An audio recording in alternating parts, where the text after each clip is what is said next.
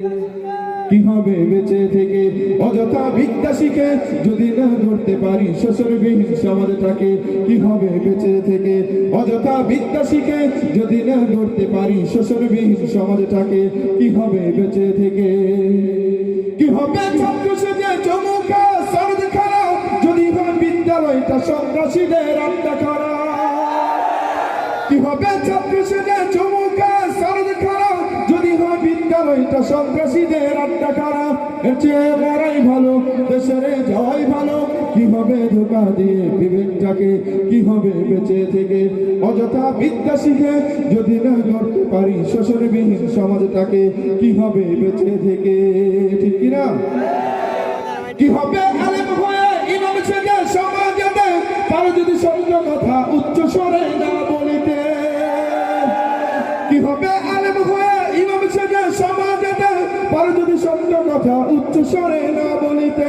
চাকরি ভয় করো যদি ছেড়ে দাও ওই না গদি, চাকরি ভয় করো যদি ছেড়ে দাও ওই না গদি।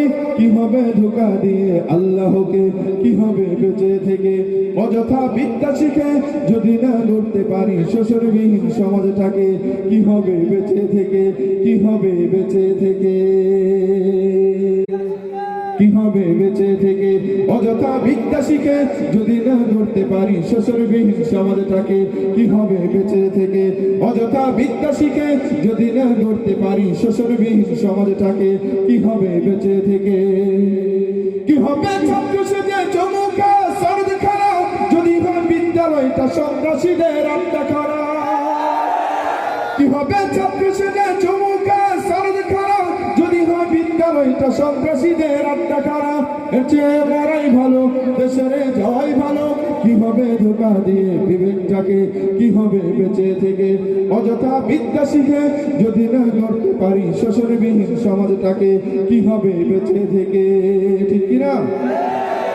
কি হবে আলেম হয়ে ইমাম সেজে সমাজেতে তার যদি সত্য কথা উচ্চ স্বরে না বলিতে? কি হবে আলেম হয়ে ইমাম সেজে সমাজেতে তার যদি সত্য কথা উচ্চ স্বরে না বলিতে?